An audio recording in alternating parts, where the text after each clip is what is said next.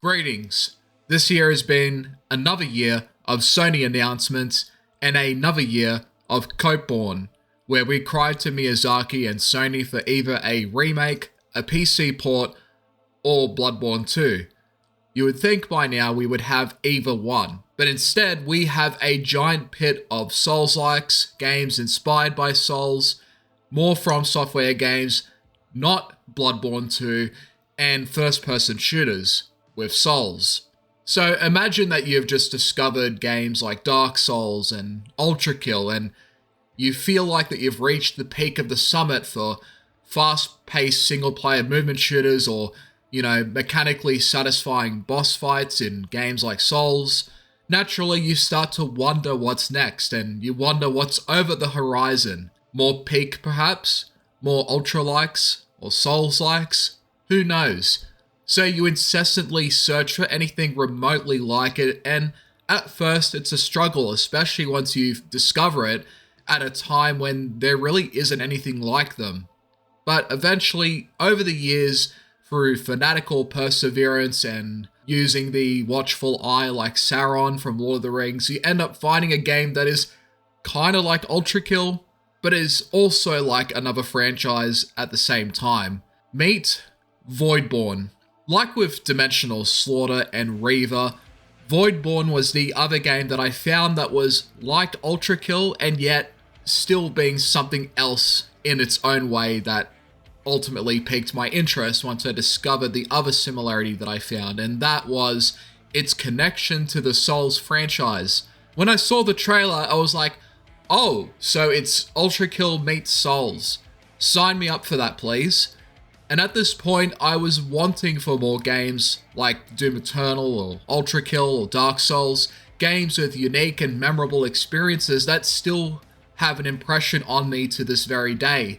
I had Voidborn in my library for eons, but due to shifting moods and phases in my gaming life, I would never really get around to it. So what exactly made me finally pick this game up and give it a go? Well, I've been pondering the idea of doing permadeath runs, determining the value of a game without the worry of saving your progress. Some content creators and dedicated players have challenged themselves to the idea of doing a permadeath run to see just how far they can get. I have done it myself in the past with games like Doom 2016 on Ultra Nightmare and Outlast 1 and its DLC on Insane. The thing with doing a permadeath run, you have to be willing to let go of the save. Like, you would have to be playing it for a completely different reason outside of the progression. And the thing is that permadeath isn't always suitable for every type of game, because some games have a different philosophy or a different approach in mind that, where it could be more story focused. It could be a big sprawling open world sort of experience where, to get the full and complete mechanical experience of the game, you have to go through all of these other things first. But then again, that is just how I'm feeling about it at the moment, and that is susceptible to changing over time as I explore the idea of permadeath runs. Nevertheless, Voidborn is most certainly suitable for the permadeath experience because of its overall length time. It's a game that is part of the roguelite umbrella, where death means the end of a run, but meta progression carries over and you can run it back with new toys. Voidborn follows this approach with its roguelite aspect, all the while adding in new weapons and upgrades and items that you can carry over in the next run that will make things somewhat easier while still maintaining a level of challenge that requires you to take everything into account. The genres of roguelites and souls-likes have recently overlapped and have synergized thanks to the releases of games like Elden Ring Night Rain, a unique experience that also hinges on the threat of losing progress through death. Before that and after, people are looking at Souls-like combat and boss design for inspiration and have been fusing it with other genres for some time, and Voidborn does the same thing. Throughout my experience of the game, I had experienced the vertical and fast-paced movement of Voidborn's Ultrakill-inspired gameplay, and I would also see the nods given to the Souls franchise through its atmosphere, its environmental storytelling, even some of the bosses that take direct inspiration from the Dark Souls games. So you have those two parts tied to the game, plus the roguelite tag. where dying means you start over, but you at least carry some things over for the next run. But is it a good roguelite game?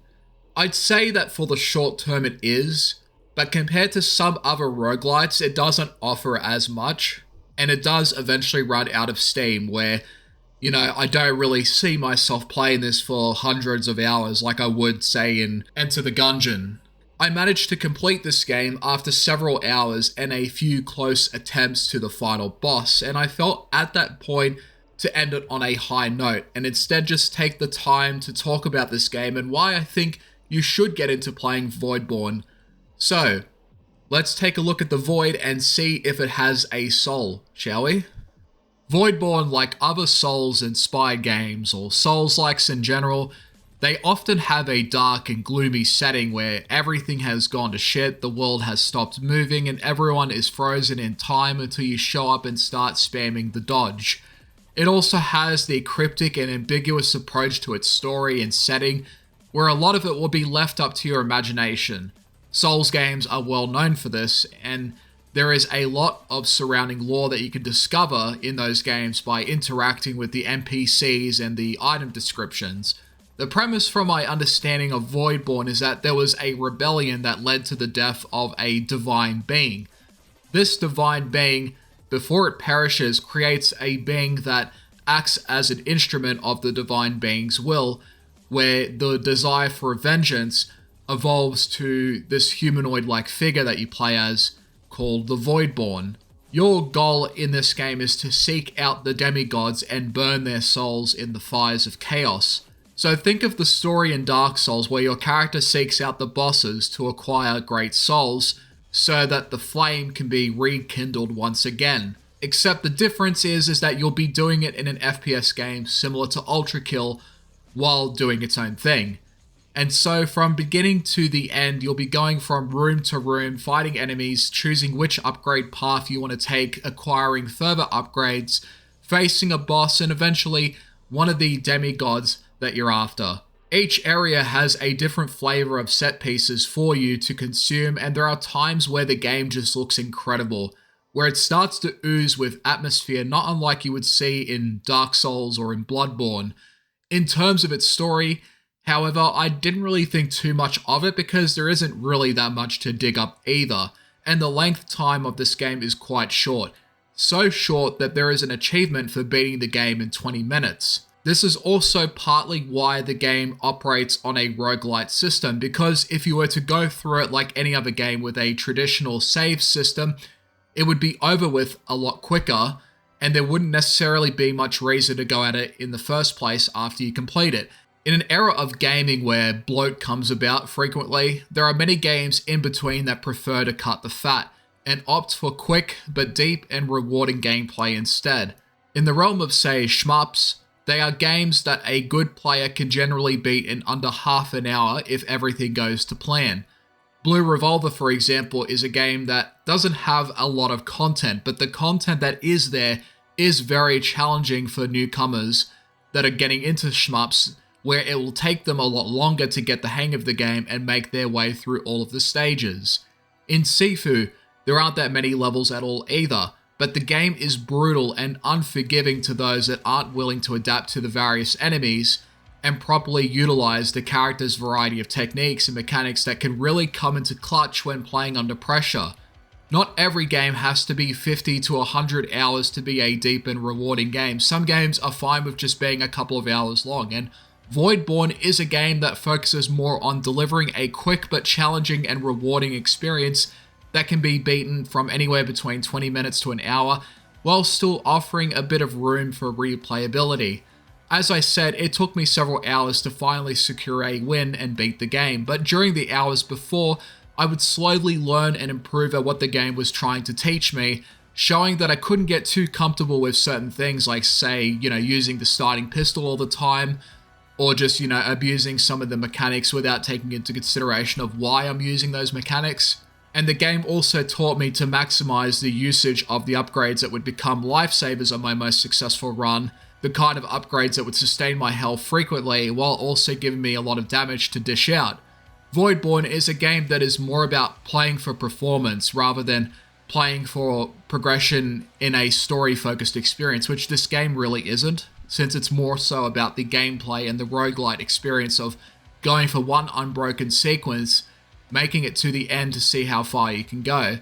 And if you don't make it all the way to the end, then you have to start all over again with all of the lessons that you've learned from your previous experience, which is a crucial part of the roguelite experience, where you don't just take the experience with you, but you also take the lessons learned along the way, so that you have a more optimal and efficient run next time. So Voidborn has performance play in mind. You have to treat every area like a planned assault, figuring out what upgrades will benefit you the most, as well as studying for the best strategies against each individual enemy and boss. The threat of losing a run can generally force the player into a position of critical thinking, more so than other games that have saves in mind, and roguelites generally strike a balance between punishment and reward for the time spent on the game. I'm punished for dying due to mistakes in a run, but I am also rewarded with the items that I picked up along the way, amulets that I found, resources I can use to make new weapons and apply upgrades to them. Things like this ensure that if I keep going, I will not only get more rewards, but my likelihood for success in completing the game will also go up higher than they did earlier. And so with this game, you start with the pistol, which is like your main weapon, and it's quite useful. And with certain upgrades like Heal Surge and Soul Reaver, you can tag and snipe enemies with the pistol while getting some health back. The other two weapons are the machine gun and the shotgun, with the latter being more useful than the other, especially once you get your hands on the Void Singularity upgrade. After beating a boss that is basically Sister Freed meets the Twin Princes, you also get a sword that can parry melee attacks and also cleave enemies in close quarters. You can throw the weapon as well, but I rarely used it, and while there are abilities you can get for it like Ground Slam, I had already beaten the game by that point. But in saying that, the sword is quite useful and really does help against some of the bosses that constantly close the distance with melee attacks, where it's almost as if they want you to use the sword and to prioritize parrying for the most efficient damage. These upgrades are generally assigned to a specific weapon, or they just assign themselves to specific mechanics that you have, and some of these upgrades can actually replace what you've had before. This is a way to ensure that you don't overbuild your character to the point where you can just break the intended gameplay loop and steamroll everything. With enough resources put into these upgrades for your character and for your weapons, you can eventually start doing considerable damage to the enemies in the arenas, on top of your character's ability to throw a grenade and also parry projectiles, pushing enemies away, or do the equivalent of a rocket jump. Your character can be made to be a lot faster and stronger and has a lot of verticality that can be utilized in the combat. Sliding gives a lot more speed, dashing for dodging, wall jumping, and void dashing for one more dash can help for some of the game's platforming sections, as well as some of the challenging fights that you'll be having later. It genuinely felt good to play from the get-go. Moving and aiming felt like butter, and that is always a good sign in a shooter, because in shooters, a good feeling of aiming and movement is absolutely important, and it's what you look for first, since that will usually be the deciding factor as to whether it's worth your time or not. Each enemy has a mix of melee and range that will be thrown at you, and later on there'll be some unique properties to them that you'll have to adjust to as you fight them. For example, these floating objects that throw giant rings at you can be shielded by these lamp-holding dudes that can, be insta-shotted by shooting its lamp. Killing the lamp holders that are shielding the Ringer of Death will cause it to lose its invincibility cheat, and then you can pop some shots into it until it finally blows up. Another enemy that I found in the last area is linked by another, and you have to get them both in the same state before you can kill them. Unique mechanics like this can add more strategy to the combat, because if it was just endless bum rushing at enemies that throw dodgeable projectiles at you with nothing else to look out for, no interesting mechanics to make the fights more dynamic, it would eventually get boring. Variety is the spice of life in a roguelike game, and the more variety there is, the more replayability there is on top of it. In terms of that sense of variety though, the game does have some of it, but only for the duration of its beginning and its end. Even after you finish the game and unlock the trials, you'll still be going through the same levels with the same enemy types, fighting the same bosses. Which is why I look at this game more so through the lens of old school arcade games or titles that doesn't have a lot of content but are so challenging that you'll still spend even more time on it than the game's actual length time. In the perspective of a roguelite, it's fine. It's not as replayable as some of the others that I've experienced. I could see myself dumping countless hours in games like Enter the Gungeon or Risk of Rain 2, but not so much in Voidborn. And after a couple of hours and after completing the first run, I was like, yep, I'm good now and I'm ready to move on. And this may sound like I didn't like the game that much, but that's not necessarily true. I loved the atmosphere and the set piece of the game, the dark and cryptic and beautiful pieces of scenery, having variety of their own, and there were some moments where I gave myself a quick pause and said, damn, that looks awesome. And it's a similar feeling that I would have seeing certain landscapes or areas through the Souls games, through Bloodborne and Elden Ring. And I think that with Voidborn, the art style and design of the environments definitely helped with hooking me into the gameplay loop further. It has that low poly style seen in other old school inspired boomer shooters and movement shooters like Ultrakill, but it also goes out of its way to paint its own unique and mysterious world. And as I've said before, games like this don't need to have an epic sprawling story, but should at the very least have an interesting setting along with an art style that makes it appealing to look at. I've played some that are so bland in their setting and art style that even for all its gameplay, it just wound up being unremarkable when the gameplay wasn't good enough to help me overlook its other faults. So it's not so much that I didn't like the game that much after completing it the first time, I just felt like at a certain stage I saw enough of the game and I didn't really have any incentive to go any further since I had just finished it. Whereas in some other roguelites, there is more things to discover along the way because they have a lot more replayability in their game than this game does. And some games in my life I've played are games that I loved and have only played once. That doesn't make them bad, it's just that some games are really only good for one run or so. And that's completely fine. Not every game has to be played millions of times just to say, oh, it's my favorite game of all time. No, some games have shorter lifespans than others, and I think Voidborn, for me personally, is one of those. With Voidborn, the setting and the designs behind the environments also support the fast-paced movement and the frantic combat, which made me keep going despite dying to the final boss twice. A good roguelite will often help you overlook the sting of death, and a really good one will make me go back in for more so I can have even more fun. With Voidborn, if you're enjoying the general combat loop, then it's really only a matter of time until you eventually get the job done. The game's short length, the small and dynamic roster of enemies, and the small and dynamic pool of weapons will give you plenty of consistent opportunities to practice in those arenas where you can experiment with certain builds, practicing parrying projectiles and parrying melee attacks with the sword. Perhaps one run you want to prioritize the machine gun or the shotgun. Perhaps you even just want to use the sword and nothing else. Challenges like this does add some more replayability to it, but that's only if you're actively going out of your way to do those things in the first place. Otherwise, the game ends pretty quickly, and for those expecting more, like let's say to the lines of games like Dead Cells or Enter the Gungeon or Risk of Rain 2, you're going to be disappointed because this game is one of the shorter roguelike experiences that you'll have. Along the journey, you will find some items like secret keys that give you alternative passages. For example, in the Shadowed City, you can find this key that unlocks the secret door after the second boss, which gives you an entirely new area to explore all the while fighting the same boss at the end. There are, of course, other amulets you can find, and you can also find blood marks, which you will need to equip those amulets.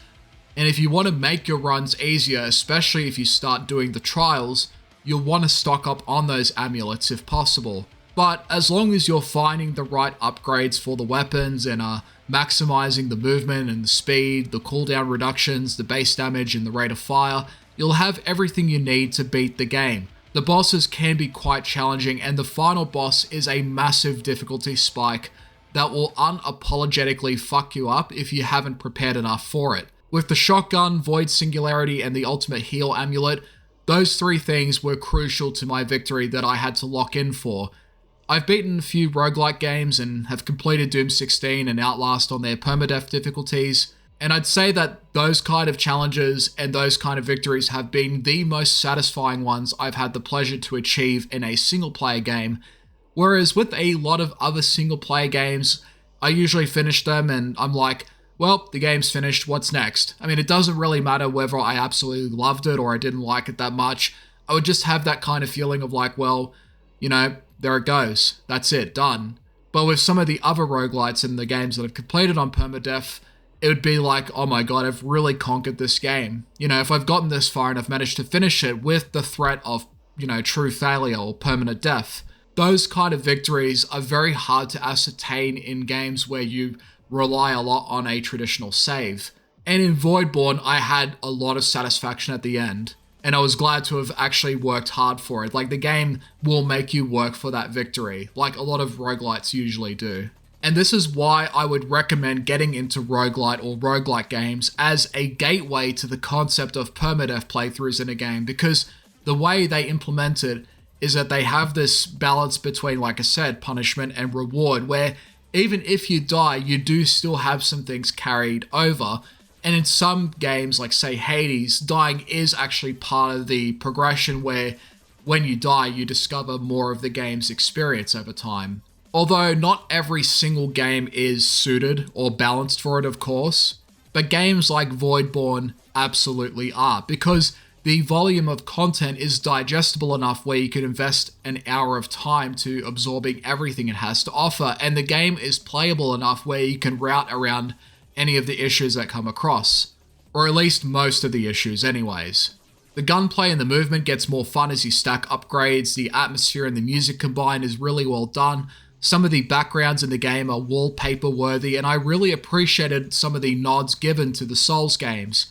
Voidborn is overall a really good game, but it also has some bugs that still seem to linger. When I want to turn the crosshair off so I can use my own, the game's crosshair gets turned back on even though it's been turned off in the menu. Sometimes the enemies will clip through the game's walls and floors, and if you're very unlucky and it happens in a room where you have to clear before you leave, your run is dead.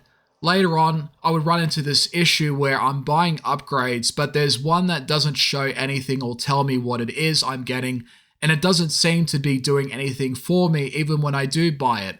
Thankfully though, I was still able to get through the beginning and the end, score a win, and close the book on the game. As an FPS game inspired by Ultrakill and Dark Souls, it's absolutely worth having a go at. But as someone that wants a long and rewarding roguelite experience that promises tons of hours, you're not going to get a lot of mileage here. In saying that, I think you'll still have quite a lot of fun with this game, and the developer is making a new game with a similar vibe called Hallow Blade. I don't know if it's going to be another roguelite, but it does seem to have more of a focus on slow and deliberate movement on top of melee-focused combat. Souls-likes or games with some Souls DNA can be hit and miss, but occasionally you do get a gem in the bottomless pit full of Souls-style games. Voidborn, I feel, is one of those gems, and it's definitely worth playing. Stay safe everyone, and thanks for watching. Like, this game has some beautiful set pieces. It's very, Souls-like in its atmosphere.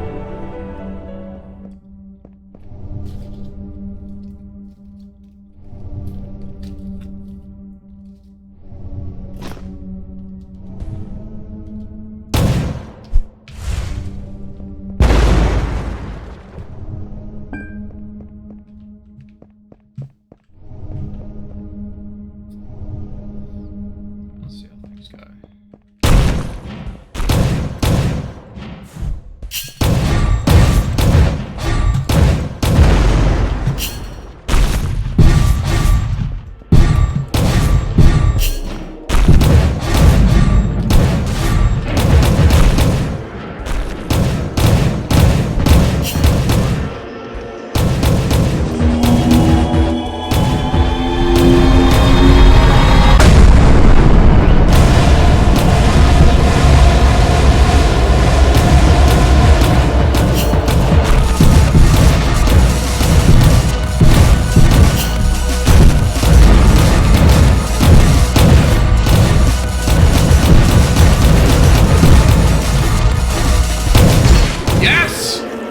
Fuck you.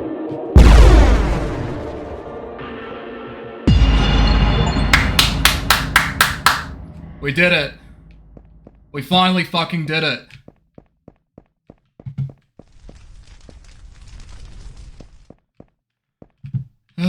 Fucking hell. Alright, let's rekindle the